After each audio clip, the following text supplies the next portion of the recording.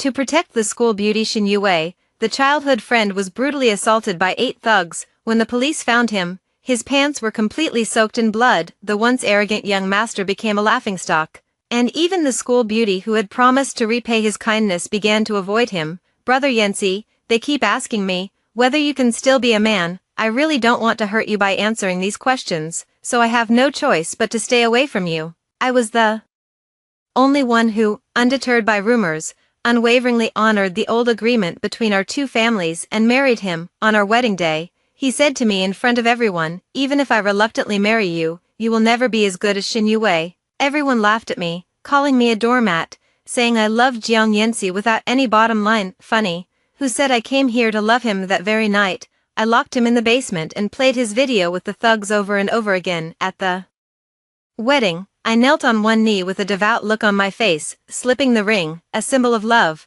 onto the left ring finger of Jiang Yancy, who was sitting in a wheelchair. I said, Yancy, whether in poverty or wealth, in sickness or in health, I will always treat you with true devotion and never let you down. Thunderous applause broke out on the scene, accompanied by a few faint, barely audible jeers. The Jiang family parents wept tears of joy, as if they had finally sold a defective piece of inventory at a high price. Only Jiang Yancy's face turned pale, his eyes red. He fixed his resentful gaze on me. She spoke the only line of dialogue in the entire wedding banquet. Anjia, you will never be a match for Yue. Shin Yue, the unwavering love of his life. That day, when Shin Yue was cornered by a gang of thugs in an alley, I hid at the alley entrance and took a photo to send to Jiang Yancy. The one you love is in danger. Come quickly. The love of the young is always recklessly impulsive. Jiang Yancy charged into the alley alone, his pampered and willful nature utterly oblivious to danger.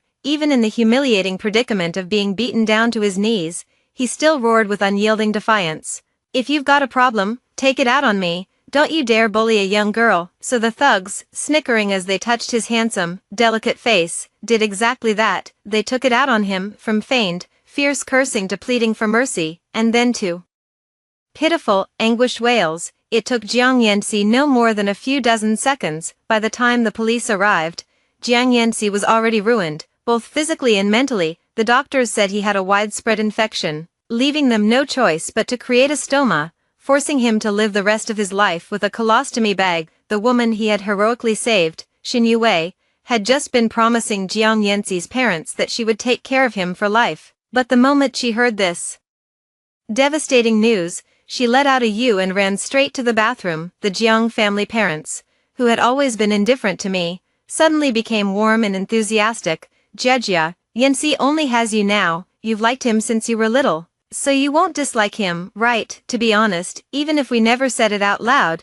we've already decided. You are the only daughter-in-law of the Jiang family. Eyes red and deeply moved, I fought back laughter until my stomach ached. Auntie, uncle, please don't say that. My love for Yancy isn't that shallow. No matter what he becomes, I will always love him. So, let's get married. Thinking that from now on I could see Jiang Yancy in this miserable, ghostly state every day made me overjoyed. So when faced with Jiang Yancy's comment that I was not as good as Shin Yue, I generously reached out and touched his cold, trembling cheek. It doesn't matter, the one who has you isn't Shin Yue, it's me, and that's enough. Towards the end of the wedding, Shin Yue appeared gracefully in a gown that looked more like a wedding dress than mine. Fighting back tears, she did her best to play the part of a critical yet earnest senior. And Jia, I only gave Yancy up so he could have a better life. You must always remember that the title of Mrs. Jiang was something you had to fight hard to snatch away, so you absolutely must do a better job than I did. In short, just one sentence made Jiang Yancy tremble all over as he looked at Shin Yue with both deep affection and timid fear. He wished he could pour out all his love recklessly, without restraint. It would never occur to him that during his time in the hospital, behind every earnest visit from Shin Yue, there was a sum of money paid by his parents. Although my family isn't wealthy, I'm their only daughter. My parents would never allow me to marry a disabled person. Brother Yancy's situation has become a topic of gossip at school. Coming to see him every day means I'm taking a risk.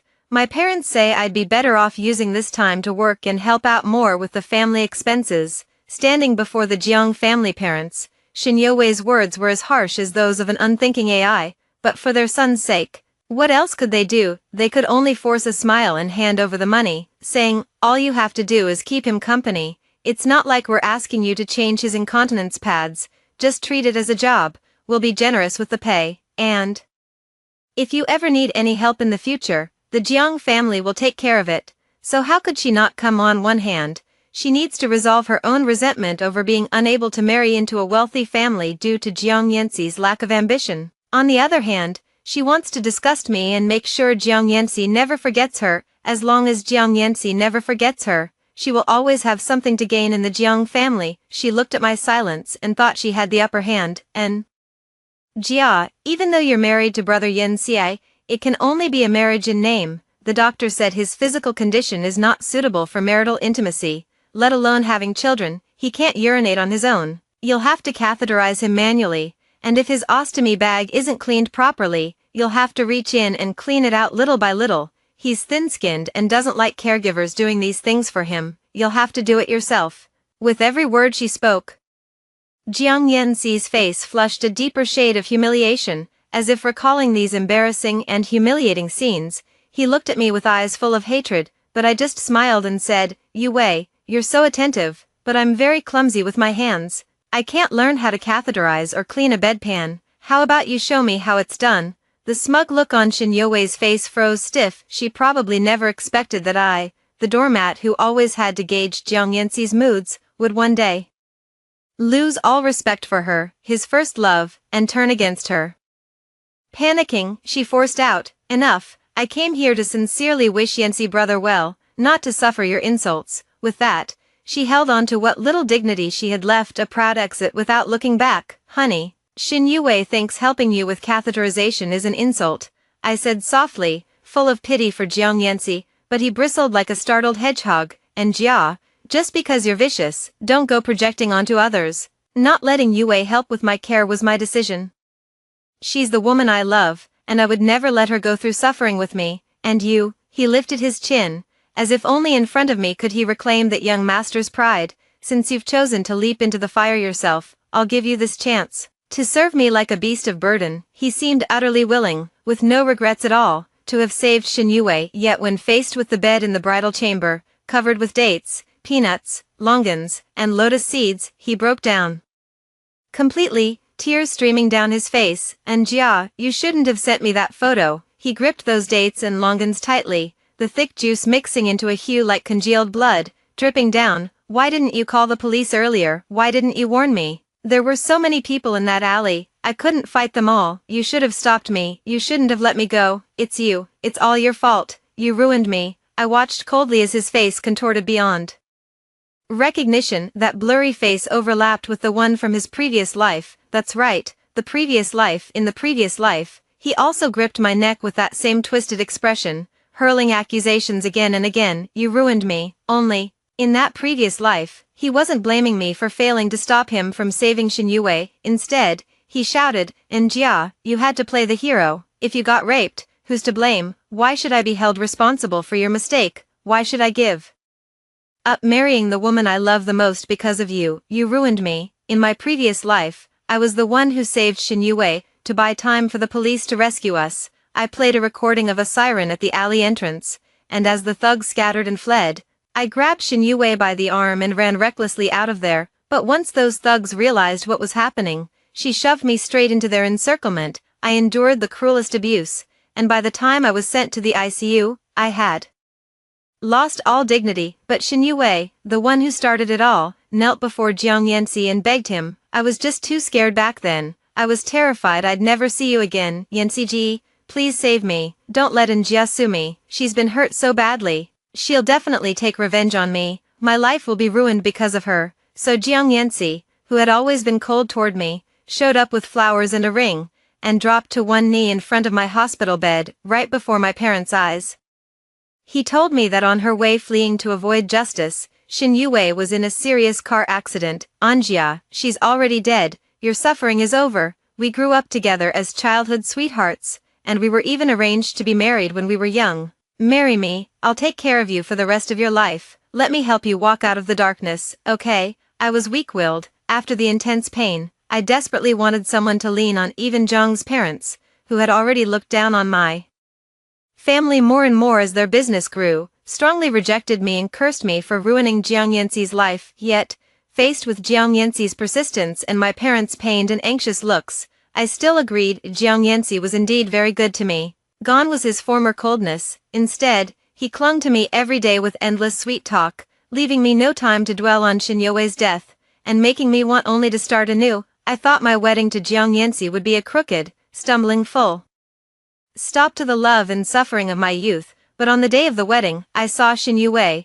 who was supposed to be dead, appear in the groom's lounge, kissing Jiang Yanxi without any restraint. And Jia is tainted now, you're not allowed to touch her. As for the wedding night, I'll make it up to you right here. The entire world I had painstakingly built, though already crumbling, came crashing down in an instant. I broke down, hysterically. I demanded to know why they were doing this. I had done nothing wrong, owed no one anything. Why be so cruel as to torment me to the point of death? All I got in return was Jiang Yanxi's hand clamped tightly around my throat. You don't owe us, and Jia, how dare you say that? If your parents hadn't insisted on pressing charges against Yue, how could I have ever come up with the idea of faking her death? Do you think people should feel sorry for you just because you were raped? You've already become Mrs. Jiang, but Yue has to live in hiding for the rest of her life. You ruined us. In the previous life, he choked me nearly to death, yet it brought me no mercy at all. In this life, I coldly watched Jiang Yanxi endure the suffering I went through in my previous life,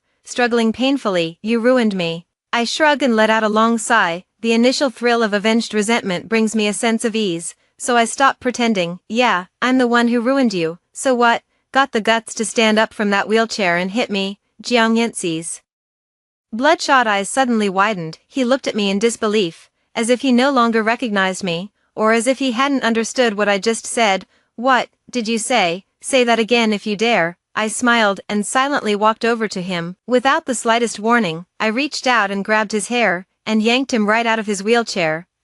Ignoring Jiang Yanxi's fierce screams, I swiftly straddled him, slapping him left and right across the face, again and again, each motion precise and mercilessly brutal. Bitch, I looked down at him from above. What gives you, a piece of trash like you, the right to put on airs with me? You think you're still some noble young master? You're nothing but a cheap, begging slut. Why the hell should I treat you like royalty? Don't know your place, do you? I'll beat it into you until you do. Jiang Yanxi's whole body went stiff and convulsed from my beating. He couldn't even manage a whimper. I know, that's what happens when you've been violated.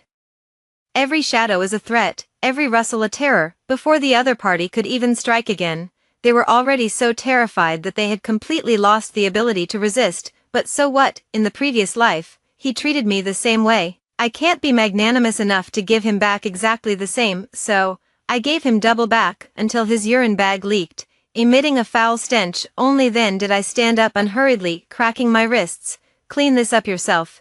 If I come back later and the floor is still dirty, I'll beat you to death. The piercing sound made Bing Jiang Yanxi tremble violently, covering his red and swollen face. He was stunned for a long moment before bursting into tears, so fragile that he truly resembled a white flower swaying in the wind. The subconscious fear of being hurt by me had robbed him of the courage to look me in the eye. Instead, he just murmured in disbelief, repeating, You're still in Jia, aren't you? You're still in Jia, aren't you? I curled my lips and told a dark joke. No, I'm in Jia. So just accept your fate and stop making me angry. After saying that, I left the room and slammed the door shut with a bang. I lit a cigarette, then collapsed onto the living room sofa, taking a few deep, satisfying drags. Then I answered my father's call. Dad, did you find him? Okay, I'm on my way now. I walked into the restaurant we'd agreed on, and almost the first person I saw was Qin Xian. He was tall and handsome, with the spirited look of a young man in his prime. As he shook my hand, his eyes were clear and bright, and his words were sincere and straightforward. Missin, your father tells me you want to invest in my project. I won't let you down. I looked at the project proposal he handed me, the same one I had already read countless times, and felt a pang of regret. In my past life, I was the one who first saw his bid online. The project, named Qiong'an, a plan for fully intelligent AI companions, filled me with longing and also revealed a business opportunity. So before my wedding, I convinced Jiang Yanxi to invest in the project together with my family. Thanks to this project, The Jiang family later rose to prominence and became the wealthiest family in the city, but after my marriage fell apart, I was imprisoned and abused by Jiang Yanxi, who threatened to expose my most humiliating videos unless my parents handed over their original shares, forcing me completely out of the game. Qin Xian, meanwhile, suffered endlessly under the Jiang family's corporate thumb, from his initial passion and drive, to having his work stolen by his most trusted team, and finally being branded a plagiarist, his future destroyed. At the end of the road, he went to Jiang Yanxi's villa, wanting to ask the man who had once been his patron why he had personally set out to ruin his talent. Jiang Yanxi was not there, only I was there, pacing mechanically in the garden like a prisoner taking exercise. We looked at each other from opposite sides of the iron gate. He was gaunt and disheveled, unkempt, like a madman. I was haggard, with vacant eyes, like a fool. Sorry, it was me who personally chose you, and I'm the one who caused your downfall. I felt overwhelmed with guilt and shame. Qin Xian suddenly realized. So, it wasn't Jiang Yanxi. So, it was you. Not your fault. Not your fault. It's my fault, for trusting the wrong person. In the previous life, Qin Xian died earlier than I did. He risked everything to steal evidence of the Jiang family's illegal smuggling, and in the last second before being killed, he submitted one piece of incriminating evidence after another. A genius of extraordinary talent, destroyed by vulgar evil. In this life, the tragedy of mutual destruction need not happen to him. I took out the contract I had prepared long ago.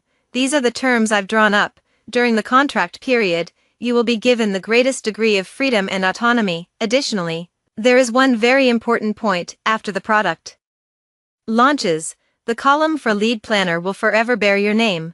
Although my family is not exactly a major enterprise, we are quite adept at raising capital. This project is enough to let me stage a major comeback right in front of the Jiang family. As for how to bring about its self-destruction, I already have someone in mind to charge into battle for me. Qin Xian paused for a moment upon hearing my assurance, then a delighted look of having found a kindred spirit appeared on his face. He is a rigorous and proud person. For him, nothing is more important than being credited for his work. You trust me a lot. He smiled, with a small parenthesis-shaped dimple at the corner of his mouth, looking very endearing. Could you tell me why? It's about chemistry at first sight, I said. The moment I saw you, I felt you'd believe in me. He asked no more questions, decisively took out a pen, and signed his name on the contract with swift strokes. Then he reached out his hand, and deep in his eyes, specks of starlight began to kindle.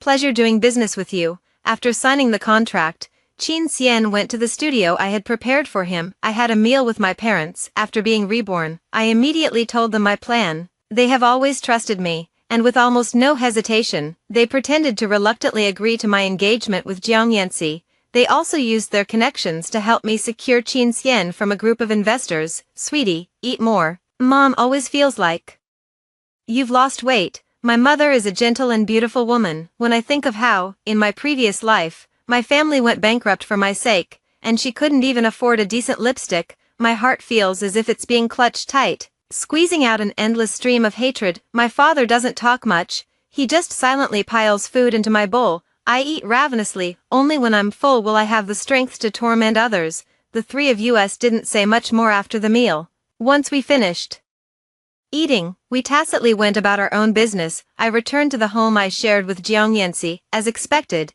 he hadn't cleaned up the mess on the floor. A young master like him, no matter how aggrieved he feels, instinctively blames others and seeks shelter. He wouldn't give up his nature of demanding a comfortable life just because he had been beaten up. So without another word, I grabbed him by the hair and dragged him downstairs. Beneath the floor was a basement I'd specially asked the workers to dig out during the renovation. No, Njia, you're crazy. You can't do this to me. Only then did he wake up to what he was about to face. Struggling wildly, he started sniveling pathetically. My parents will never let you get away with this. Not letting me off. I flung him directly onto the simple mattress in the basement. Then I grabbed his jaw tightly, forcing him to look up and meet my eyes. Your parents have already sold you to me. They're afraid that if you stay at home, you'll affect your family's stock market and ruin their reputation. They can't wait to make me take the fall. And what about your beloved Xin Yue? She thinks you're dirty and doesn't want you either. Need me to remind you why? Need me?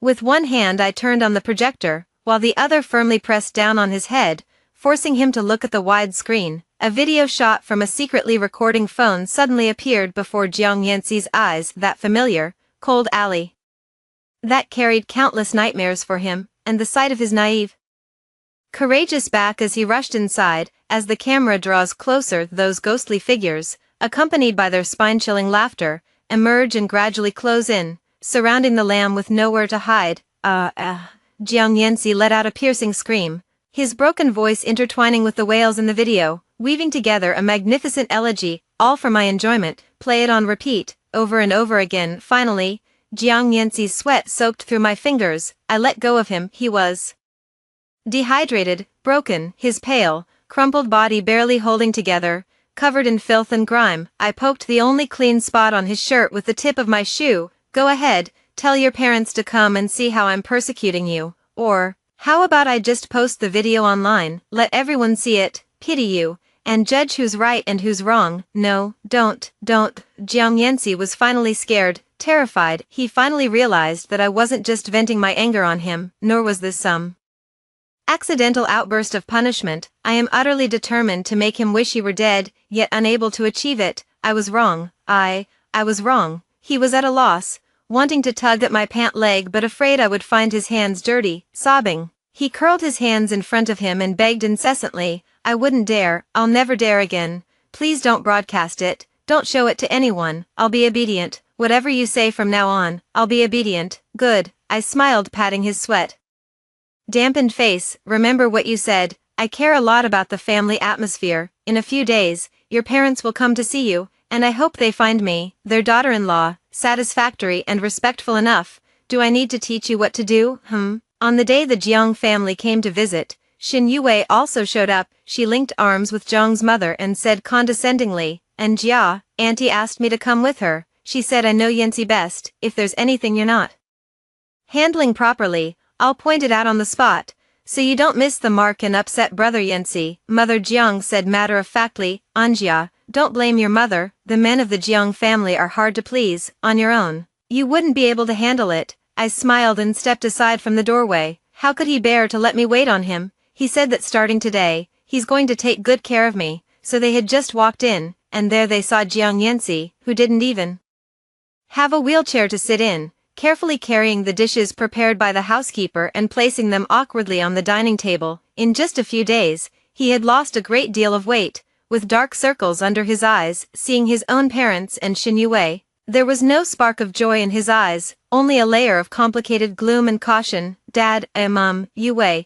please sit down, there's one more fish dish, it'll be ready soon. Ridiculous, Father Jiang roared in disbelief. He reached out to support Jiang Yanxi, saying, how could you do these things? These are tasks for servants, for women. You came here to enjoy a life of comfort. Sit down at once. He turned back to glare at me. And Jia, a wife must regard her husband as heaven. You have gone too far. No. Jiang Yanxi was so frightened that he kept backing away. Ever since the incident, he had become extremely resistant to men. Trembling, he retreated but accidentally fell to the ground. Xiao Xiai, Zhang's mother cried out in anguish. Together with Xin Yue, they exerted great effort to help the disheveled Jiang Yanxi to his feet. She looked at me in exasperation. And Jia, we entrusted Xiao Xiai to you. How could you mistreat him, my perfectly fine son? And you dare make him serve dishes? Do you have any idea we've never once made him serve dishes at home? Brother Yan Xiai, isn't Jia forcing you to do this?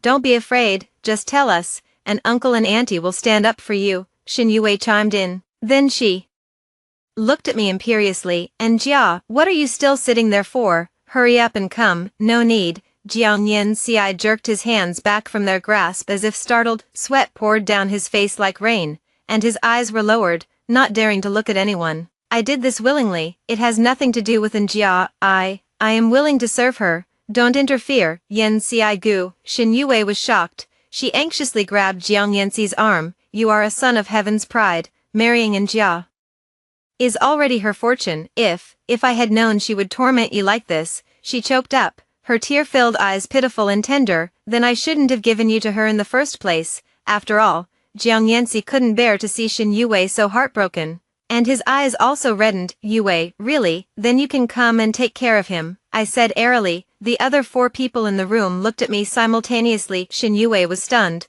What did you say? I said leisurely. Yue, since you love Yen Ci so much, just move in and serve him, empty his bedpan, wipe him down, wash his feet, love conquers all, don't just talk the talk. Shin Yue's expression suddenly turned flustered. What nonsense are you talking about, Yue? Jiang Yanxi grabbed her hand, looking at her with hope. Really, you can stay. Shin Yue abruptly shook him off, as if shaking off a snake. No. Seeing Jiang Yanxi's stunned and hurt expression, she began a pitiful moral.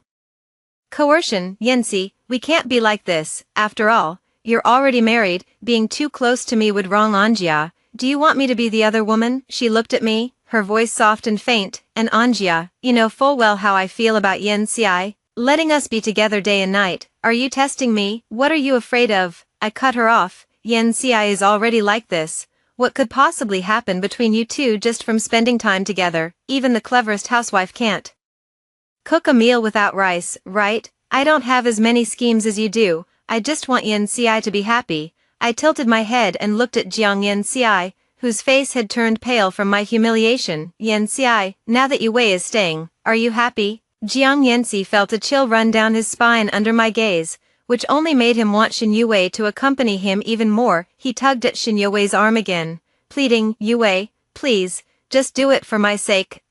Shin Yue hesitated. Frantically thinking of a way to refuse. It's settled. I made the final call directly. Shin Yue was completely frantic. What's been decided? How can it be decided? Who gave you the right to make decisions for me? Let me tell you, I'm not willing. You're trying to dump your troubles on me. Yue. Zheng's mother grabbed her and pushed her toward the inner room. I know you have psychological burdens. It's okay. Talk to me. I understand you. Let's go inside and talk. Without giving her a chance to refuse, Zheng's mother pulled Shin Yue inside. With a bang, the door closed. In the living room, there was dead silence. Jiang Yanxi looked dazed, yet still unwilling to give up, gazing longingly at the tightly shut door. Zheng's father gave me a cold, scrutinizing look and said threateningly, and Jia, if you try to play tricks right in front of us adults, does that mean you don't want your family's business to continue next quarter? The Jiang family is our company's major client. In my previous life, out of consideration for old ties, my family gave up partnering with better investors and became deeply bound to the Jiang family. That's why after my marriage, I was repeatedly manipulated by Father Jiang through orders and had to swallow my pride. But now, the excellence of the Qiangan project has secured us many high-quality resources. Yesterday, my mother had already leveraged her gathering with the wealthy wives to build connections. Many of the big shots have signed intention contracts, so we will no longer be at others' mercy. So I casually fired back, business is business. If you won't do it, plenty of others will. Relying on seniority to act high and mighty is just bad karma. I suggest you mind your own business. Father Zhang's face instantly darkened. His gaze toward me grew more scrutinizing and calculating. He should soon look into the recent projects my family has been working on. That suits me just fine. The only thing I fear is that he won't investigate. At that moment, Shin Yue finally walked out of the house with Zheng's mother.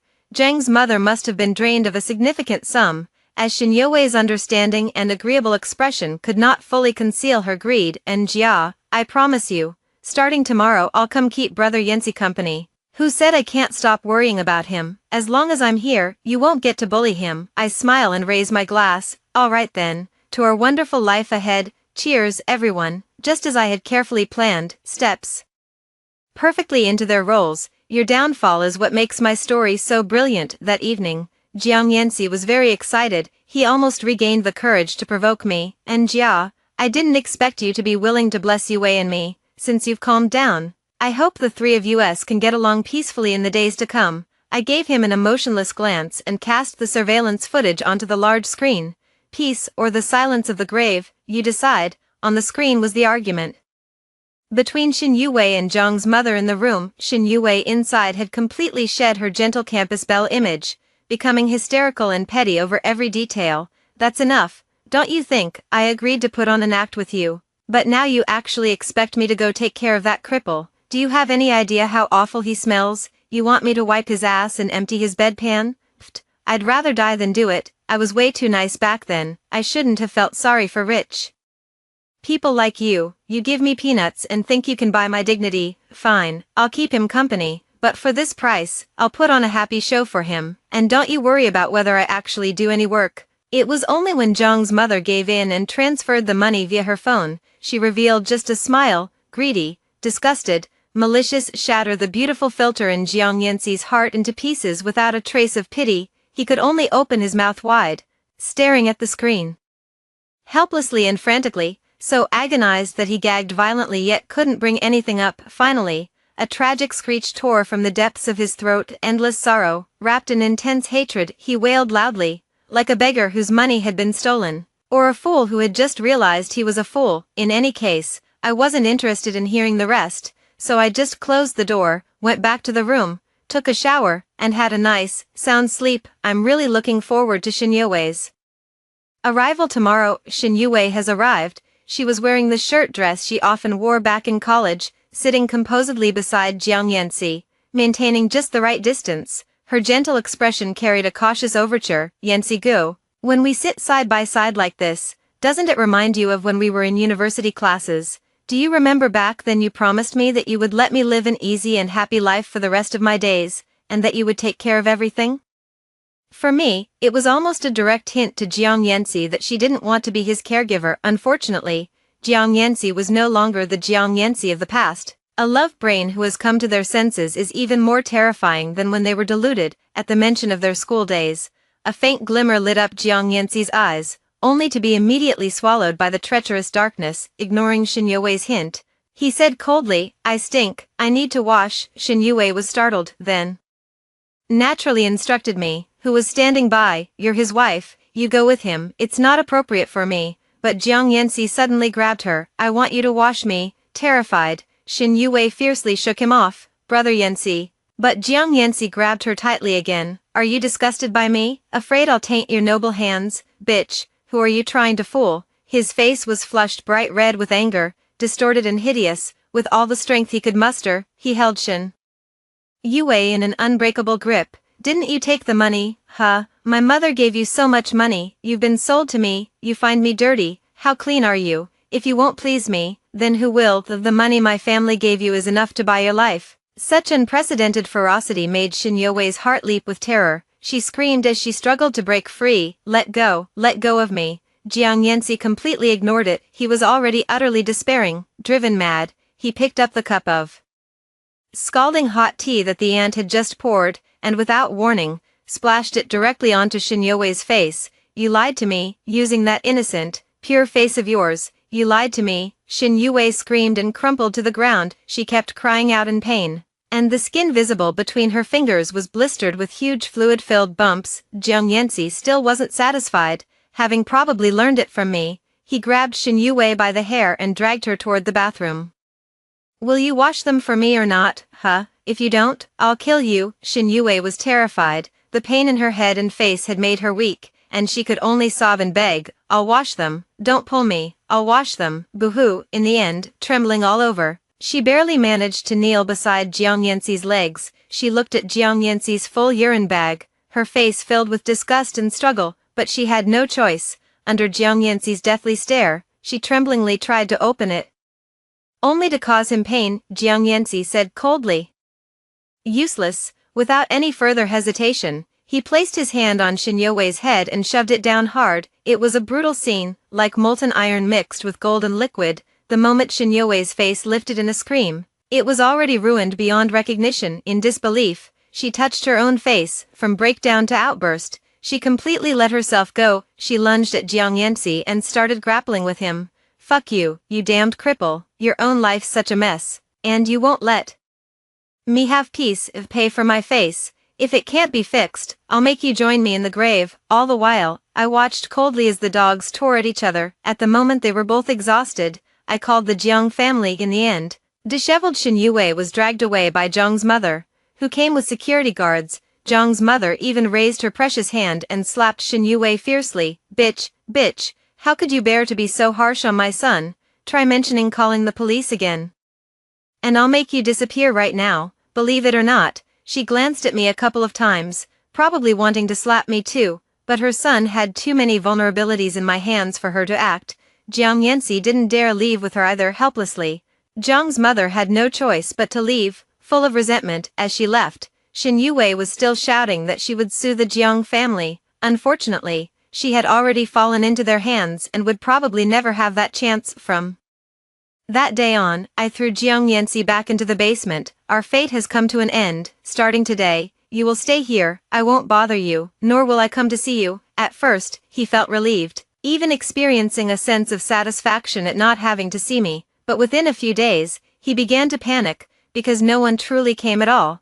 The entire basement was eerily silent, its sealed walls had not a single window, and he couldn't even feel the passage of time. The only proof that he was still connected to the outside world was the 2 meals sent down by the small elevator. It is impossible for a person to remain isolated for long, especially without a phone or any form of diversion every single second.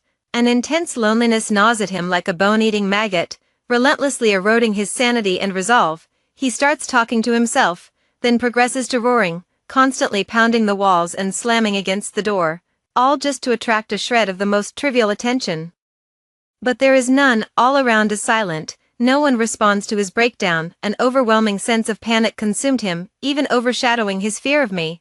Almost instinctively, he began shouting my name over and over. Anjia, Anjia, Anjia. Are you there? Say something to me, Anjia. I feel terrible, please let me out. Can you hear me? I'll die if I stay in here. Desperate for a response, he didn't hesitate to lie and paper over the truth. I'm your husband, you can't treat me like this. I don't actually hate you. I stopped hating you a long time ago. I'll try my best to love you. Let's just live a good life together. Anjia, I was wrong. I was so wrong. Save me, Anjia, Anjia, Anjia. Of course I couldn't hear his heartbreaking confession. These days, I've been building a career together with Qin Xian, even though I already knew he was impressive. Seeing his business strategies and brilliant technological ideas with my own eyes in this lifetime still fills me with surprise and delight. Drawing from my own experience, I've summarized several concepts that could be improved and innovated upon. In the process of refining them, we've been getting along quite harmoniously.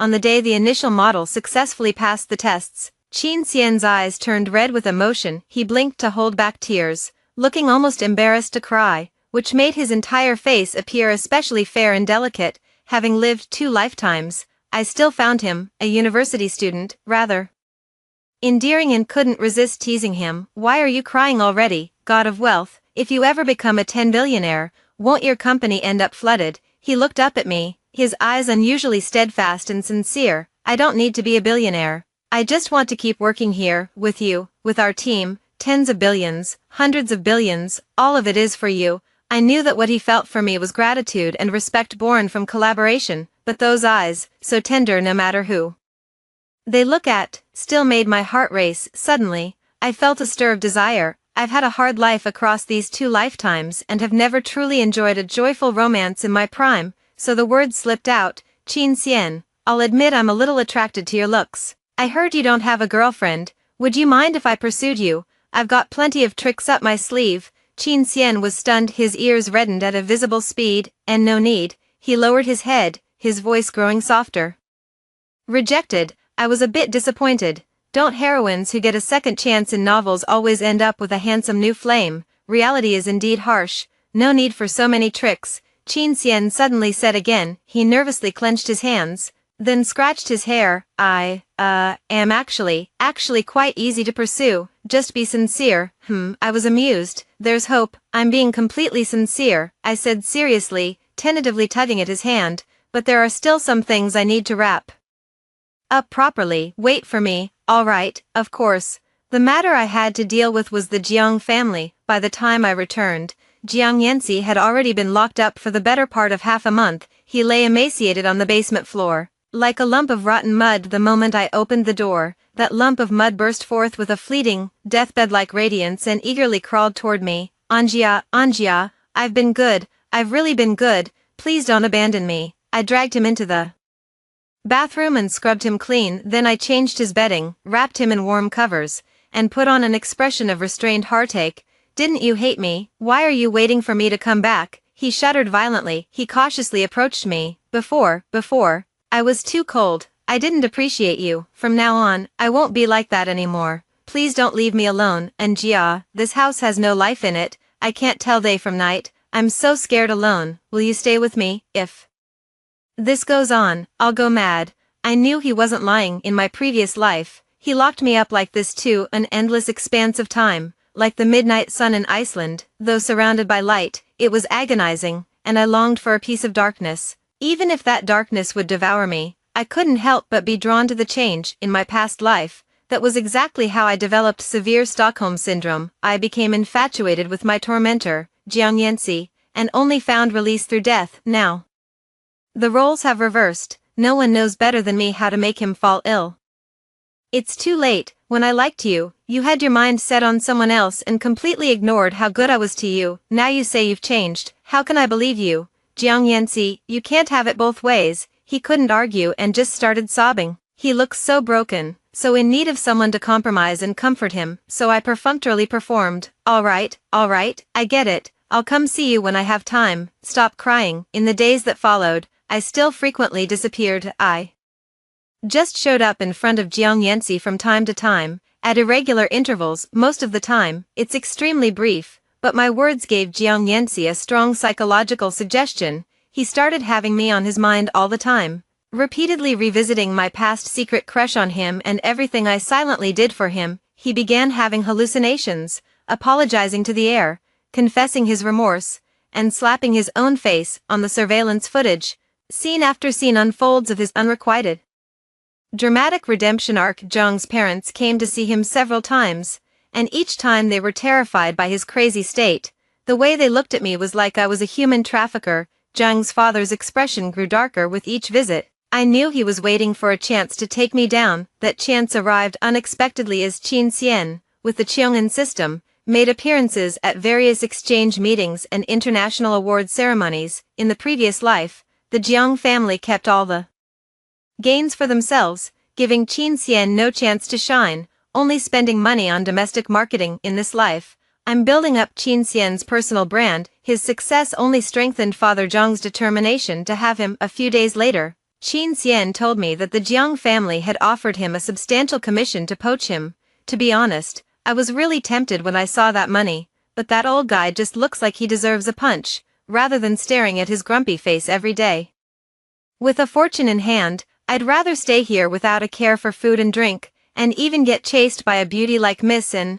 Qin Xian spoke with a perfectly serious expression, but deep down, he was secretly thrilled and begging for praise. After being chased by me for a while, he started getting cheeky. I scratched his chin as a reward. Truly a femme fatale. Handsome, you're in such high demand. Ever thought about working as a corporate spy?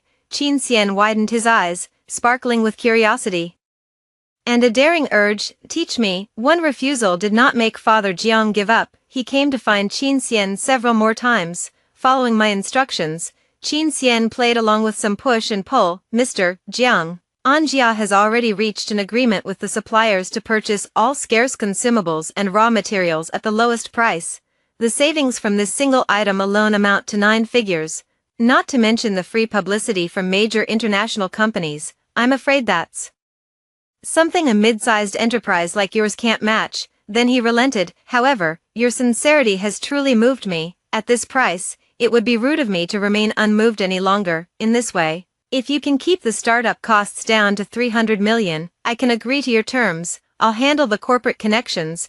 Qin Xian's greatest strength was that he had a face that looked utterly sincere. Even when lying, he appeared completely genuine. Father Jiang was an arrogant capitalist who took the greatest pleasure in exploiting the flattery and inexperience of his juniors, just as he had looked down on me in my previous life. In this life, he once again underestimated his opponent. Falsifying accounts is no challenge for him. As for the cost, if the land route is blocked, he takes the water route, just like in his previous life when he resorted to smuggling to get his products to market as quickly as possible. So, under Zhang's father's watchful eye, Qin Xian and I put on a series of very public fights. On Weibo, he insinuates that I'm an exploitative boss, while I hint that he's repaying kindness with ingratitude. The corporate bigwigs who had invested in us all lined up behind Qin Xian. In Father Zhang's eyes, I had been abandoned by both Qin Xian and Capital, left in a sorry state. In the eyes of Capital, Father Jiang was nothing more than a free appetizer for hype. Once he took the bait overconfidently, we could use his failure to generate buzz for the project. As for Jiang Yanxi, I played out the whole act with him as well. I left him hanging for an entire month. I didn't return until after he had waited for me in the basement until he was utterly hopeless and slashed his wrists once. The first thing he did when he woke up in the hospital was cling to me wanting a hug. Of course, I wouldn't let him have his way. I pushed him away and said, "Your family has ruined me like this, so why are you here pretending to care? Hurry up and go back home to be the young master again." Divorce. Jiang Yanxi was instantly terrified, at a loss. He began to cry, even more furious than I was. How could this be? What did they do to you? Tell me, I'll go talk to them. I am their only son, they will listen to me. He frantically tried to absolve himself, and Jia, you can't take this out on me. I didn't know. I had no idea about any of this, didn't know. Go ask your dear father. I continued to manipulate him. He really adores you, doesn't he? For your sake. He didn't hesitate to poach his own daughter-in-law's project. Now look what's happened. My project is shut down, and I'm about to go bankrupt. I viciously grabbed him by the neck and snarled, I'm just curious, how on earth did he raise so much money? If that's not playing dirty, then what is? Your family is underhanded, and you're nothing but a jinx. After speaking, ignoring his pleas, I had the bodyguards throw him back into the Jiang family's house as he clung desperately to the car door. Begging me to give him a chance to convince his parents, I delivered the final blow. Stop pretending to be so devoted. This is a fight to the death between me and your family.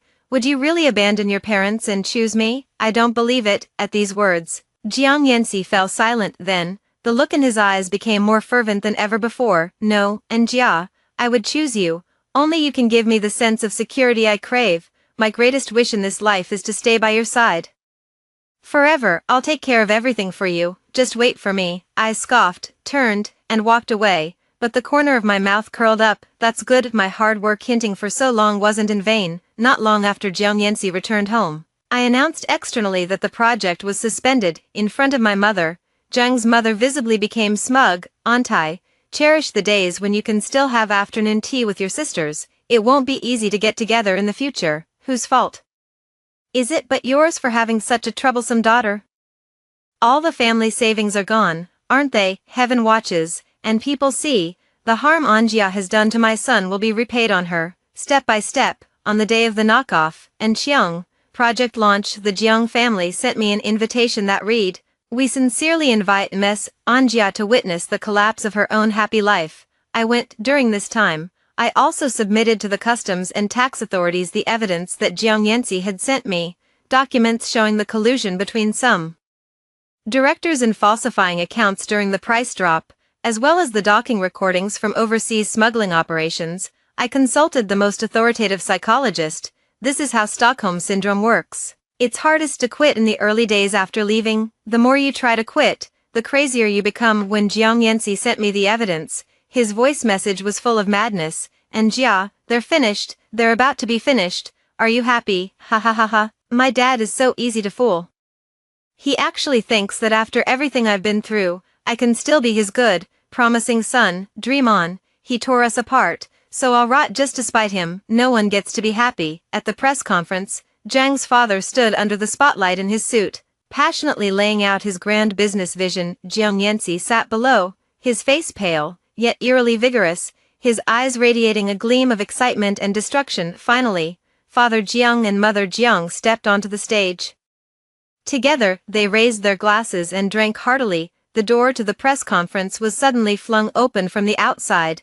Customs officers and tax inspectors in uniform filed in one after another. Amid exclamations of surprise, flashbulbs exploded from the audience. The faces of Zhang's parents, once brimming with smug smiles and fleshy jowls, suddenly stiffened and turned ashen upon seeing the enforcement notice, like two shriveled, faded wax statues. Misunderstanding. This is all definitely a misunderstanding. Comrades, please take a seat first. Let's talk this over properly. Talk it over properly. Before his arrest, Father Jiang attempted to deny everything. What is this? How could it be in your possession? No, no, no. AI generated. It must be AI generated. Upon seeing the evidence presented by customs and tax officials, he fought tooth and nail to deny it all. Who exactly betrayed me? Just wait until I find out who it is. Just wait. Unable to deny it any longer, he began to lose his composure. making a racket and hurling threats. Jiang's mother cried so hard that her hair came undone. She tightly held Jiang Yanxi, whose face was expressionless. My son, our family's company is going under. What are we going to do? What's to become of us, mother and son? How will we survive? Jiang Yanxi's voice drifted down from above her, light and airy. I can survive, and Jia will take care of me. As for you all, that's hard to say. Jiang's mother's eyes flew wide open, as if looking at a stranger. Xiaoxi, what nonsense are you talking about? Jiang Yanxi laughed, a chilling, eerie sound. Ha ha ha ha ha. Great, you're all doomed. Finally, I can be with Jia. Serves you right. Who told you to provoke my wife? Don't you know how much I love her? You provoked her. You deserve to die. Deserve to die. It's you. Jiang's father clutched his chest, his trembling hand pointing at Jiang Yanxi. Jiang's mother was even more devastated. She held her head and squatted on the ground, wailing incessantly. Ah, what a sin, a disgrace to the family. Thanks to Jiang Yanxi's testimony,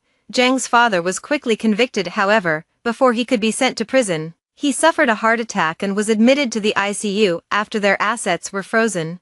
Jiang's mother, unable to bear the massive debt, directly gave up treatment. Jiang's father lingered at home for 3 days before passing away. The mad Jiang Yanxi ignored his mother, who had cried herself blind. Instead, he came to my place to find me. He kept pounding on my door. And Jia, I'm back. I kept my promise. My father is dead. My mother has gone mad. They're both in a terrible state. Can you let me come home now? But I was no longer there. I had moved away, living with Qin Xian. We bought a large villa together and things started getting ambiguous from the time we were roommates. So the issue you said you were going to deal with. This is it. After learning about my past with Jiang Yanxi, Qin Xian fell into deep thought. I felt a bit unhappy. You're not going to tell me you mind a second marriage, are you? I don't chase after double purity standards. He looked at me speechlessly. Can't I at least look down on my unimpressive former rival in love? The next day, Qin Xian went to my old place to corner Jiang Yanxi and personally served him a lawsuit. The above is the divorce suit I filed against Jiang Yanxi on the grounds of physical dysfunction and mental instability, which affects normal marital life. What truly kills is not the blade, but the intent behind it. However, Jiang Yanxi didn't make it to the court hearing. He was kidnapped. A week later, he was found in a dirty alleyway in an urban village, dead. He died a miserable death. The perpetrators were a few local petty thugs driven by desperation and hunger. In the surveillance footage available to the police, a woman wearing a mask and hat could be seen luring Jiang Yanxi into the urban village. Looking at her height and build, Shen Youwei's disfigured face almost instantly flashed through my mind. She sure was lucky to be alive. I immediately provided this clue to the police. On the day Shen Youwei was arrested, the Anqiang project was launched thanks to the farcical performance by the Jiang family, both within and outside the industry. Great interest was sparked in Anqiang Smart Care, starting with celebrities. Nearly every household equipped one for vulnerable individuals. Gradually, it spread to ordinary consumers. The sales curve is even more impressive than in the previous life. Every day I wake up, I'm blinded by the money coming into my account. Oh, but there's something even more dazzling. It's Qin Xian sleeping beside me, a sight of boundless spring. What are your thoughts after hearing this story? Feel free to share them in the comments section. Next, let's begin a new story. After being reborn, my best friend boasted to me, I confessed to your crush of 3 years, and he said yes. Instead of silently blessing them and stepping back like I did in my previous life, I looked her straight in the eye and asked, are you pathetic or what? A sweet, cloying scent of cheap perfume filled the dormitory, nauseatingly thick. Zhou Wei stood by my bed, twirling the ends of her freshly permed curls with her fingers, her eyes scanning me with a circling gaze, a smile brimming from the corners of her eyes and brows. Her voice deliberately softened, carrying an irrepressible excitement.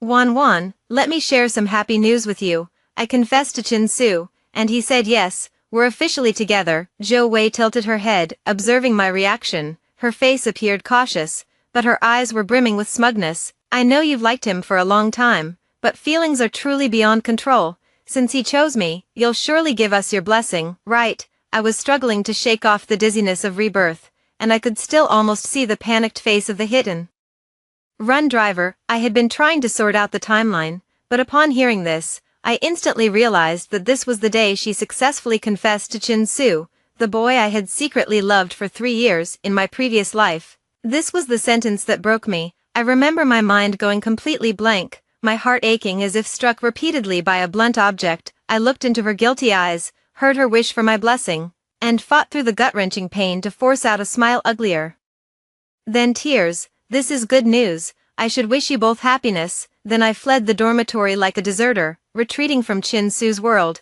with what I thought was a great and noble sacrifice. I silently nursed the bitterness of my unrequited love all on my own. It wasn't until the class reunion 10 years later, when everyone had had too much to drink, that I finally learned from my roommate about Zhou Wei's little schemes. You were so close to her back then that none of us dared to say anything, but everyone knew she was just a copycat, always imitating you. In the end, she got together with Chen Su just to spite you. We all saw right through her, only you, dear fool, were too caught up in it to notice. After leaving the bar, I was in such a daze that I didn't dodge in time, and was hit and killed by a drunk driver. In my previous life, I never noticed she was imitating me. I just thought we had matching sister styles. It's only in this life, upon closer look, that I've discovered many subtle clues. The pale blue dress she's wearing is a knockoff of the one I had my eye on before but couldn't bring myself to buy. The star-shaped earrings swaying from her earlobes are identical to the pair I lost before. The lipstick shade on her lips is a dupe of my favorite one. Even the hairstyle I just got was something I casually pointed out as my favorite when I passed by a hair salon earlier. Seeing me lower my head in silence, there was a hint of dissatisfaction in her tone. Wan, don't you want to wish us well? You're way too narrow-minded. I raised my head, looked calmly at her hypocritical face, and asked, don't you feel ashamed of yourself? As soon as these words were uttered, the entire dormitory fell silent. The deliberately sweet smile on Zhou Wei's face froze. She probably hadn't expected such a reaction from me, who had always been weak. Zhao Qing and Li Man, our dorm mates, also stopped what they were doing and looked at me in astonishment. The two exchanged glances, as if asking why Lin Wan, who was always so good-natured, had suddenly lashed out at someone, and at her best friend of 3 years in college. Lin Wan, what did you say? Zhou Wei's voice trembled slightly, less from anger, more from disbelief. I stood up, letting my gaze sweep over her entire outfit, from her hairstyle to the hem of her skirt, from her perfume to her accessories. Under my sharp gaze, she touched her earlobe unnaturally and avoided my eyes. My voice was clear and full of disgust. I said, have you no shame? You know I've liked Chin Su, from freshman year to junior year. How many times have I told you? Just last week, you held me and said, Wan, don't be sad, one day he'll notice you. And now, just a few days later, you confess to him. Is your urge really that irresistible? Zhou Wei's face alternated between red and pale. She had imagined that I might cry, make a scene, break down, or perhaps simply retreat in despair, but she never expected me to directly burn bridges with her so bluntly. Her eyes reddened in an instant, her theatrics kicking in on cue. Lin Wan, how could you say that to me? Chin Su and I have only chatted a few times. Who knew we'd hit it off so well? And who can control matters of the heart? I told you right away because I consider you my best friend. I let out a cold laugh. Best friend, Zhou Wei, wipe that hypocritical look off your face. It's disgusting. In your mind, is a best friend someone you deliberately observe, imitate, and then try to steal from? One of the two roommates muttered something about a copycat, the words cutting through the silence. Zhou Wei's face turned ashen, and she shot a fierce glare at the two of them. I stepped closer, my fingers lightly brushing against Zhou Wei's dress.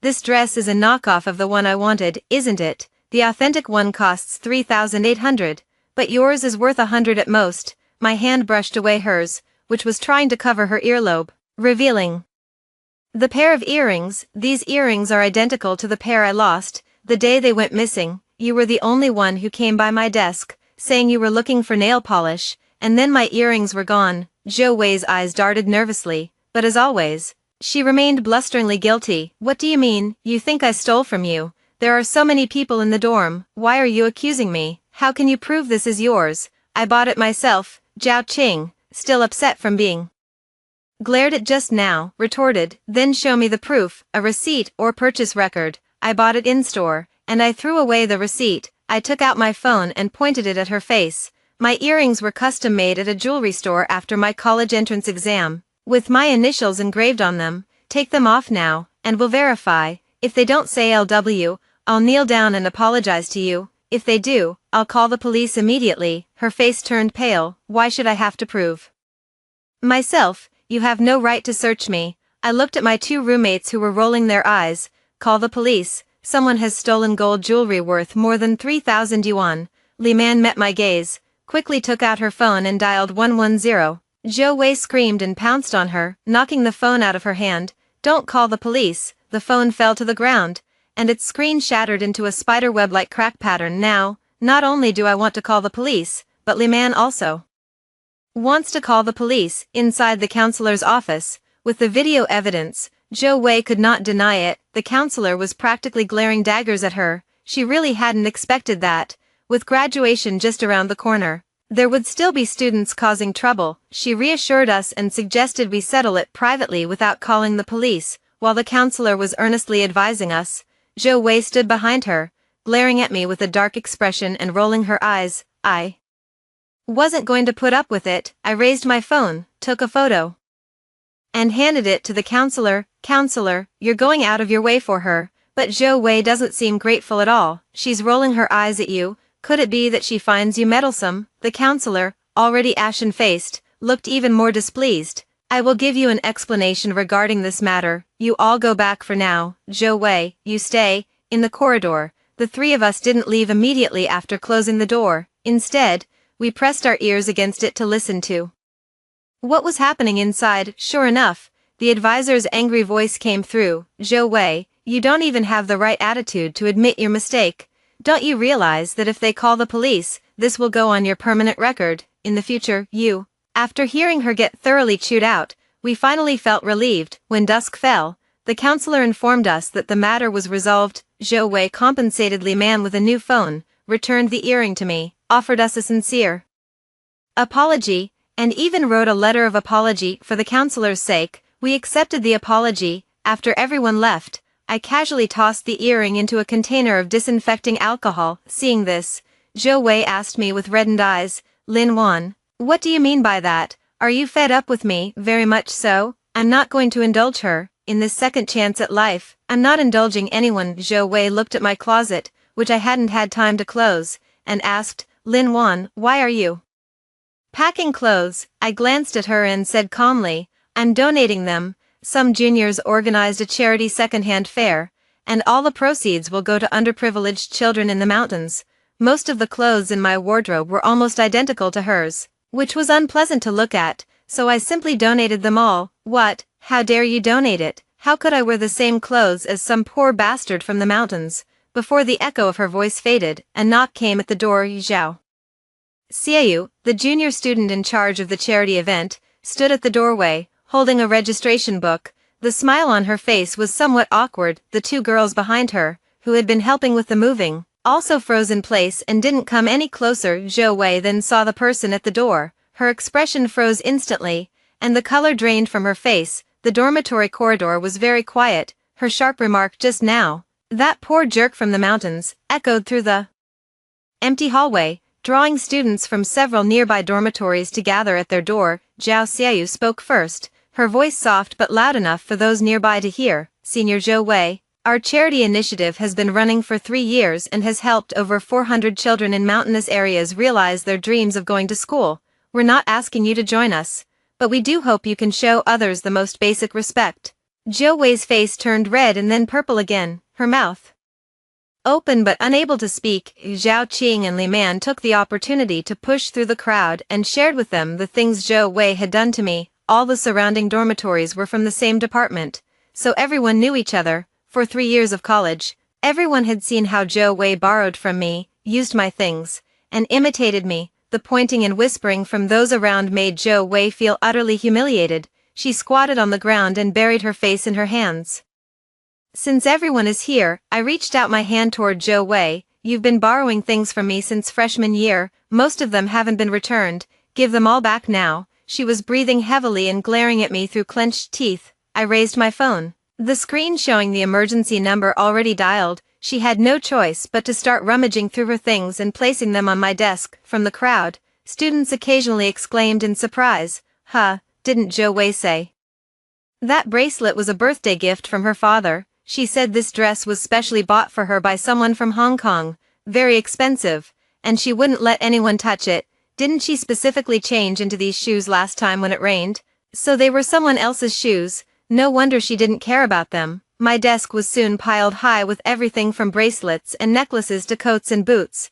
There was nothing she wouldn't borrow. Li Man taunted. Zhou Wei, you show up to school empty-handed. The only thing left for you to borrow from Lin Wan is underwear.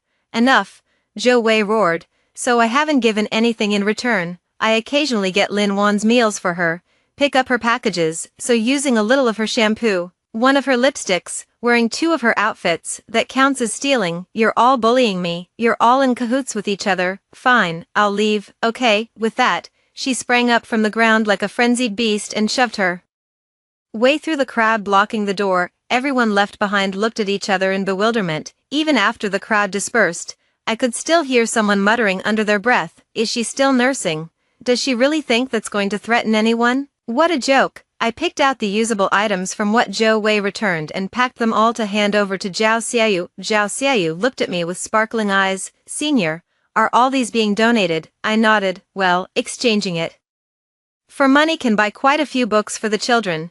Thank you for your support, Senior. We will put your name at the very top of the list. The 3 little girls happily hugged their things and left. Once the crowd dispersed, Zhou Wei immediately returned to the dormitory. Zhao Qing and Li Man exchanged glances, their looks filled with even more contempt. As they rolled their eyes incessantly, Zhou Wei stood before me with a condescending air. Lin Wan, you're jealous of me. Seeing that I wasn't responding, she assumed she had guessed my thoughts and grew even more smug. You're jealous that I have Chinsu's love. She gently smoothed her hair, striking a victorious pose. Chinsu chose me. Want to know why? You spend all day buried in your books, looking drab and dreary, like a bookworm. What guy would like that? You've got no charm, so don't blame me. This is what she truly thinks. In my previous life, she said the first half of these words to me as a joke when we took our graduation photo. I continued revising my resume on the computer, too lazy to look at her twisted face again. It's not for you to judge whether I'm a bookworm. As for Chinsu, if you like him, go ahead and take him. But Zhou Wei, if getting Chinsu makes you so happy that you have to show off to me, between the 2 of us, who is really jealous of whom? Yeah, and they imitate others all day long. I won't say who's jealous. These words seemed to hit Zhou Wei's sore spot. Lin Wan, you'll regret this. Zhou Wei completely lost it. She grabbed her small bag from the table, shot me a fierce glare, and stormed out, slamming the door behind her. The dormitory fell silent once again. After a few seconds, Zhao Qing spoke softly. Wan, are you okay? I turned my head and smiled at them, this time with genuine sincerity. It's okay, it's actually good. I should have done this a long time ago. Li Man walked over and patted me on the shoulder. We've long felt that Zhou Wei was a bit off. She was always imitating you, even the way she talked and her little gestures. It was creepy. Staying away from her was the right move. Thanks. In my previous life, after I stepped away in defeat, they had also subtly expressed dissatisfaction with Zhou Wei, but I was so immersed in my own sorrow that I didn't pay attention. Zhou Wei's slamming of the door just now likely means she's gone straight to Chinsu to cry and complain. Sure enough, within half an hour, my phone rang. It was Chinsu. In my previous life, he also took the initiative to call me. My hands trembled with excitement, but when I answered, what I heard was his polite and distant voice. On the other end of the phone, he tactfully asked me not to bother him anymore, and finally said, Lin Wan, you're a good girl, but we're not right for each other. Zhou Wei and I are soulmates. I hope you can give us your blessing. At that time, I held the phone, tears silently streaming down my face, and still choked out an okay. Now though, I answered the call, turned on the speakerphone, casually placed the phone on the table, and continued organizing my job application resume. The other 2 also leaned in. Chinsu's voice came through, carrying a hint of barely noticeable irritation. Lin Wan, Wei Wei is here with me, and she's crying very hard. She said you're leading the bullying against her in the dorm. I'm very disappointed in you. Apologize to Wei Wei right now and return the things you took from her. Then I'll consider persuading Wei Wei to forgive you. Zhao Qing and Li Man were so angry that they pounded their thighs. While I gave them a reassuring smile, my hands never stopped typing, and my tone remained calm and unruffled. If asking her to return what she borrowed from me in a reasonable and lawful manner counts as bullying, then go ahead and report me. The person on the other end of the phone seemed momentarily choked. not expecting me to be so blunt. Lin Wan, Wei Wei told me that you've always had feelings for me, and that you've been uncomfortable ever since we got together. Which is why you've been targeting her, but feelings can't be forced, do you understand? I understood his implication immediately. He wanted to frame me as someone who couldn't have him, so love turned to hate that way. Every move I made against Zhou Wei would be dismissed as jealousy. I stopped typing, spoke into the phone's microphone, and said clearly and firmly, Qin Su, first of all, whatever little fondness I had for you was already reset to zero the moment you got together with Zhou Wei. You don't need to worry about it, and please don't flatter yourself. Second, what Zhou Wei did today was a provocation and a show-off to me, trampling on my 3 years of genuine feelings to climb higher. Cutting ties with her and demanding the return of her belongings is my way of making her wake up and realize not to mistake others' politeness for weakness. Third, I paused, my voice turning even colder. What happens between you two has nothing to do with me, but please keep your person in check. Don't let her, knowing she's in the wrong, squat on the ground wailing like a 3-year-old and then send someone to warn me. Wasting my time. I'm very busy. I don't have time to play along with this love triangle drama of yours.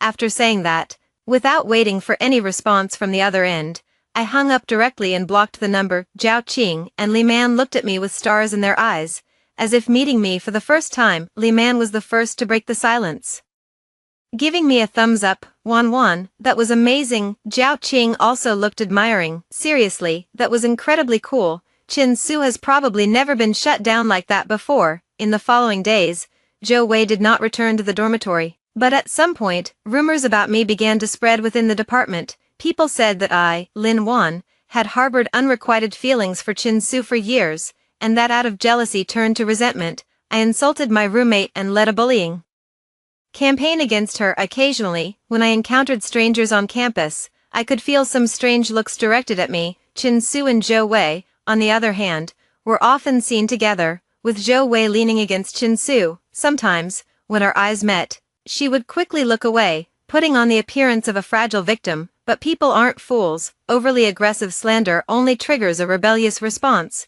The classmates who witnessed her returning the item in the dorm that day voluntarily came forward to clear my name, and I also expressed gratitude on social media to those who spoke up for me. I poured all my energy into job hunting after graduation. Seeing that I ignored her underhanded tactics, Zhou Wei grew restless again. Back at my seat after getting water in the library, I found the words "bitch's seat" scrawled on my chair in marker. I happened to be wearing a white dress, and if I wasn't careful when sitting down, the writing would get printed on the dress. The handwriting was crooked, clearly an attempt to conceal the writer's identity. Several classmates in nearby seats also seemed to notice something off, sneaking glances this way before quickly lowering their heads and carrying on with their own business. I didn't immediately demand an answer loudly, nor did I even show any sign of surprise or anger. I took out my phone, adjusted the angle, and took a few close-up shots of the contaminated chair. Then I opened the recording function, held the phone in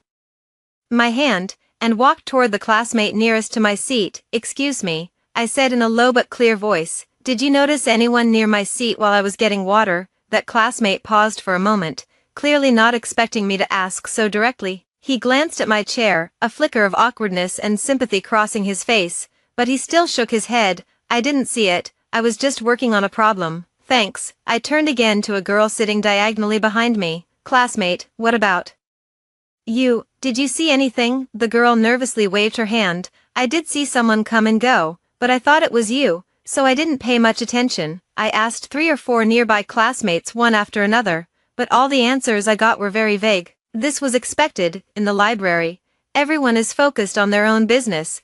Who would pay special attention to others? Moreover, someone who does such a thing must have chosen the right moment, but my goal is not to find this person immediately. Rather, it is to make clear my determination to pursue the matter to the end.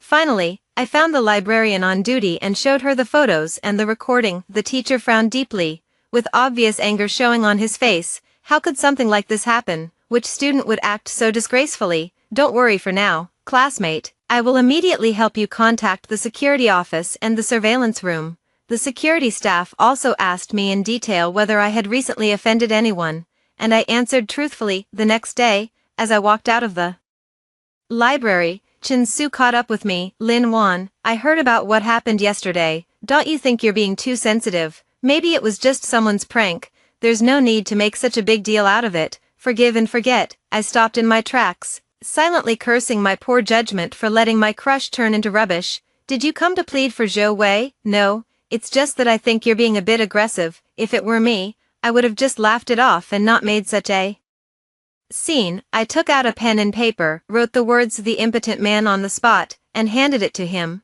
How about experiencing it for yourself? If you can just laugh this off, I'll agree to the settlement. He left in a fit of rage. Lin Wan, if it weren't for Wei Wei, I wouldn't even give someone like you a second glance. 3 days later, a disciplinary notice was posted on the bulletin board, with Chin-Su's name clearly written on it. After learning the whole story, Li Man couldn't help but remark, looks like they're truly in love. He's even willing to take the punishment for her. Zhao Qing also clicked her tongue in amazement. Maybe it's because Chin-Su comes from a well-off family and doesn't need to look for a job. But if Zhou Wei ends up with this disciplinary action on her record, she can forget about attending next month's campus recruitment. The disciplinary action worked. Chin-Su and Zhou Wei became completely invisible to me, and the rumors about me vanished without a trace. The atmosphere in the dormitory lightened up. Zhao Qing and Li Man were firmly on my side. The 3 of us ate together, studied together, and talked about our future plans. The campus recruitment season began. I had a clear goal and headed straight for Qiming Technology, my former employer in the previous life. Queuing, handing in my resume, and talking with the HR all went smoothly. The HR was very interested in me and asked me to wait, saying they would invite the department head for a second interview. Just then, Zhou Wei's voice rang out. Lin Wan, you're here to apply to Qiming too. She was dressed particularly elegantly today, in a well-tailored suit with flawless makeup, holding several copies of her resume in her hand, showing no trace of the dishevelment from some time ago. Chin-Su stood half a step behind her, dressed in a suit and tie, carrying nothing in his hands. I mumbled a perfunctory hum in response and looked down to continue reading the documents in my hand. But Zhou Wei leaned in intimately, her voice just loud enough for the few students waiting nearby to hear. I remember Qiming Technology has very high standards. I've heard you must be from a 985 key discipline or have top-tier project experience, otherwise, you won't even get past the resume screening. I looked at her, confused, a malicious smile curled at the corners of her mouth.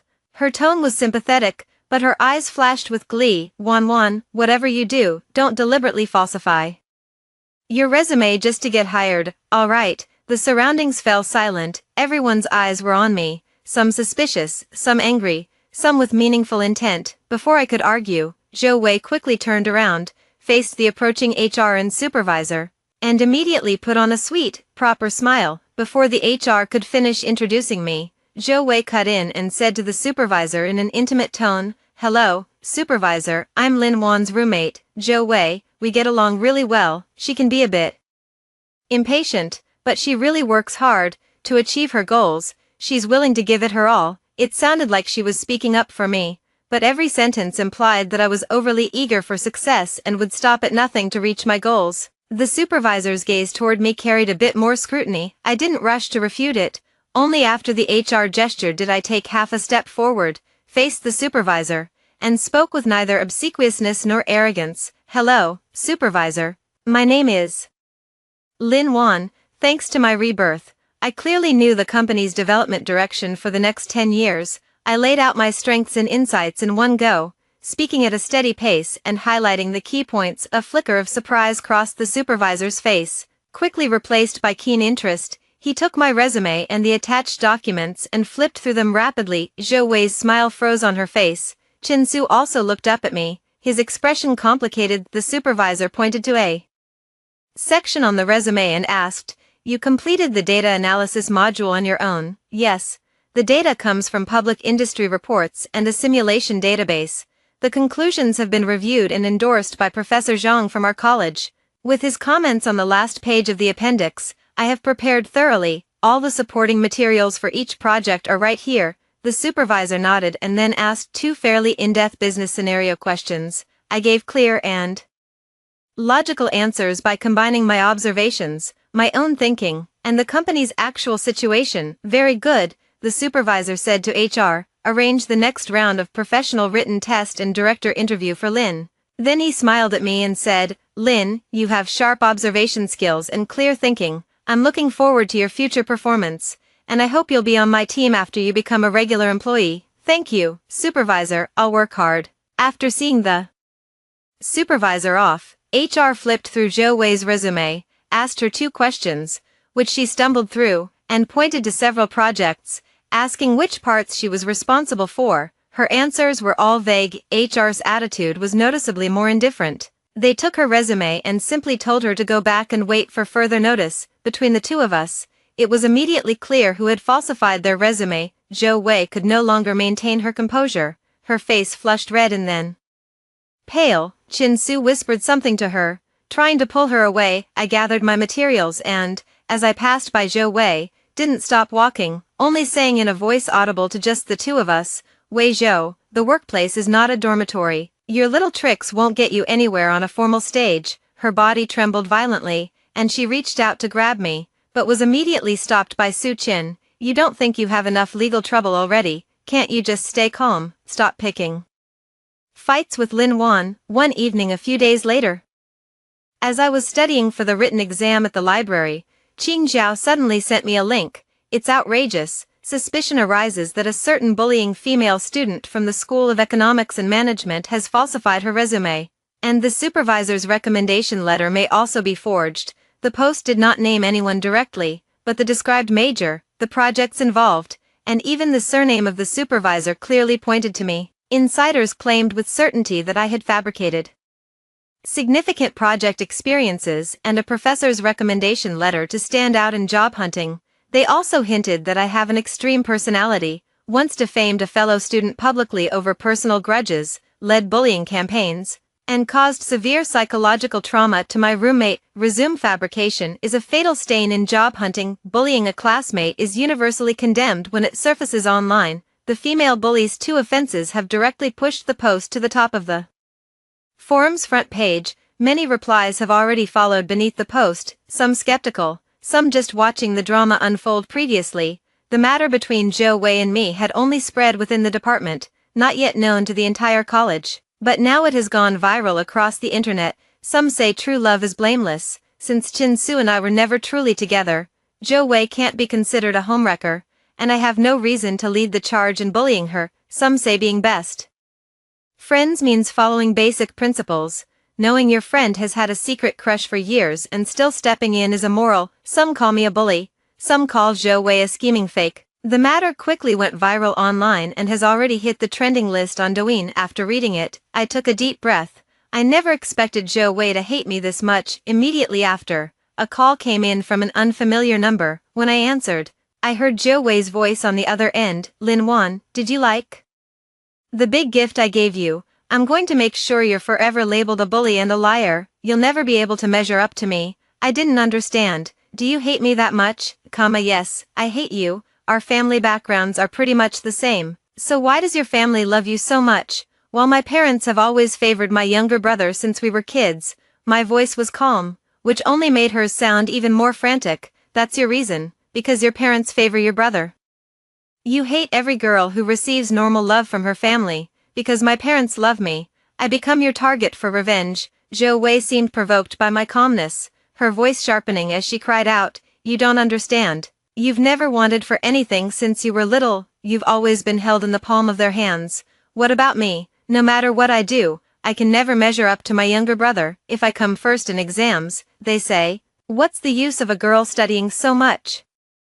But if my brother just barely passes, they rush to throw a celebration. At home, I'm nothing but a stepping stone for him." She gasped for breath, her voice brimming with bitter resentment. "I used to tell myself it's the same for everyone. Parents who favor sons over daughters, a brother carrying all their expectations, a sister who can do nothing right. I'd already fooled myself into believing that, but then you appeared. Your parents call you every week, send you sweaters when it gets cold, give you red envelopes when you do well in school, and your brothers all rush to send you snacks. You take all of this for granted.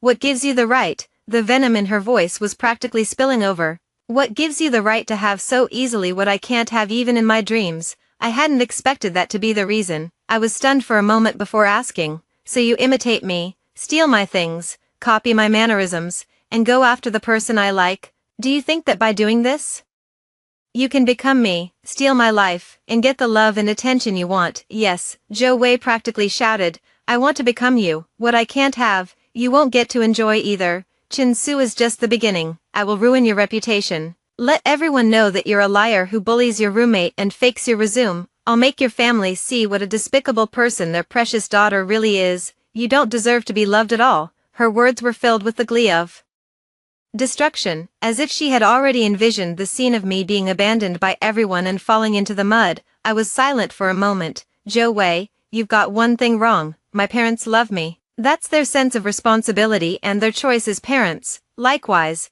your parents' favoritism is their dereliction of duty and ignorance. That's their fault, not yours, and certainly not mine. We shouldn't have to pay for their mistakes. You project your hatred for your parents onto me because you're a coward. You don't dare to defy them or face the people who truly hurt you, so you have to find an imaginary enemy like me to pour out all your resentment. Do you really think that destroying me will make your parents turn around and love you? My voice carried a note of pity. No, it won't. You'll only make yourself more pitiful and more repulsive. You imitated me for 4 years, but in the end, you gained nothing. On the other end of the phone, Zhou Wei's breathing grew heavier and heavier. As for the big gift you gave me, I think you should first see which way public opinion is evolving. It's long been out of your control. Now everyone is focusing on the resume fraud. Zhou Wei sneered. You're scared now. Too late. I tapped on the laptop screen and read a few comments to her. The more she listened, the more silent she became. Now the conflict between us is a minor issue. The internet has been suspecting that our college has serious problems with project falsification or graduate resume fraud. This isn't just about my personal reputation, it's about the overall integrity of our college's graduates. This would be a devastating blow to the school's reputation. I softly reminded her. You don't even need me to do anything. The school administration will come after you. The phone was abruptly hung up. I guessed she must be panicking at that moment. I turned and dialed the advisor's number. Professor, this is Lin Wan. Regarding that post slandering me on the campus anonymous forum, I need to report this to you and the college. The counselor on the phone was startled and quickly reassured me, saying that they would report it to the college administration immediately. The college responded quickly. The next morning, I was called to the office of the college's deputy party secretary. Zhou Wei and Qin Su were also inside, standing next to a well-dressed middle-aged couple. Zhou Wei's eyes were still a bit swollen, and she kept her head down. Qin Su had a tense expression. The atmosphere in the office was quite serious. Secretary Wang did not waste words and got straight to the point. The posts on the forum have had a huge impact.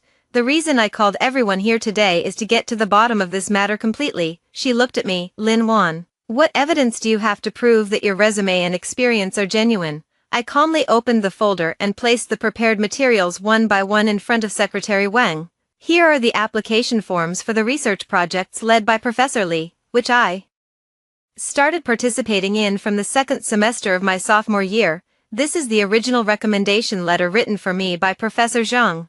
I have obtained Professor Zhang's consent, and the college can verify it with him at any time. I explained the source and purpose of each material one by one. Secretary Wang carefully flipped through them, and his expression softened considerably. Secretary Wang turned to Zhou Wei, his voice growing somewhat heavier. Comrade Zhou Wei, regarding the accusations in the post, is there anything you wish to say? As the person who posted it, who are the informed sources you mentioned? The office was so quiet that not a single extraneous sound could be heard. Zhou Wei's shoulders trembled slightly. When she looked up, the tears came instantly as she insisted that she was not the one who had posted the message. Secretary Wang, advisor, I don't know who posted that.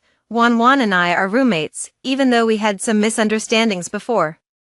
How could I possibly do something like this? Someone must be trying to drive a wedge between us. Qin Su spoke up at the right moment, his voice dry. Secretary Wang, there really might be a misunderstanding here. Wei Wei has a straightforward personality, and sometimes she speaks without thinking things through, but she would never maliciously spread rumors to hurt a fellow student. He then turned to me and asked, Lin Wan, what makes you so sure that Wei Wei is the one who posted it? Maybe it's some kind-hearted person who knows the whole story and couldn't bear to see Wei Wei being bullied by you, so they stepped up to seek justice. I watched their poor performance, feeling nothing inside. I pulled out my phone from my pocket and played the recording of yesterday's phone call on the spot. You want evidence, don't you? I have it. My gaze turned to Zhou Wei, as the color was slowly draining from her face. This is the evidence I want to present. Do you two have any objections, Chin-Su? Wanted to say something more, but the middle-aged couple quickly stopped him and covered his mouth. Are you crazy? Isn't this something that's obvious to anyone with eyes? Did she put a spell on you? If you dare say another word for her, I'll break your legs. I looked directly into Secretary Wang's eyes. If the college deems it necessary, I can also call the police right now. The authorities have the authority to obtain more comprehensive network and surveillance data. Secretary Wang nodded. This is enough. The school will organize this evidence and post it on social media platforms to clarify the situation.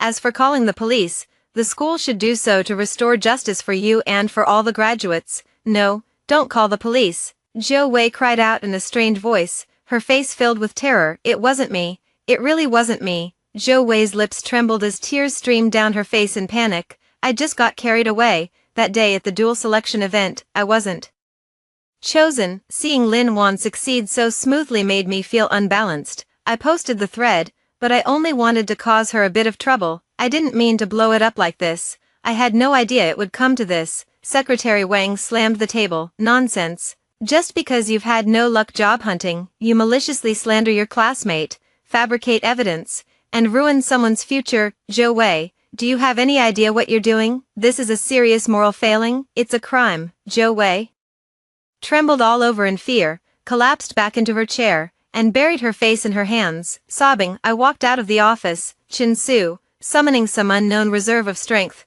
broke free from his parents' grasp and rushed out to block my path. Lin Wan, why can't you just let Wei Wei off? I was a bit confused by his line of thinking. Haven't I let her off? I've even left the choice of calling the police to the school. Isn't that merciful enough? You know how big this has blown up, so why won't you speak up for her? Watching Chen's parents rush over, I said loudly, someone has to bear the consequences, right? Since you can't bear to let her take the fall, then you'll have to take it for her. After all, this isn't the first time you've taken the blame for her.